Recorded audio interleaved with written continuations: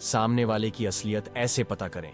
इन 2 dark psychology से पहला, सबसे पहले सामने वाले से अपना एक छोटी सी सीक्रेट बात को शेयर करो।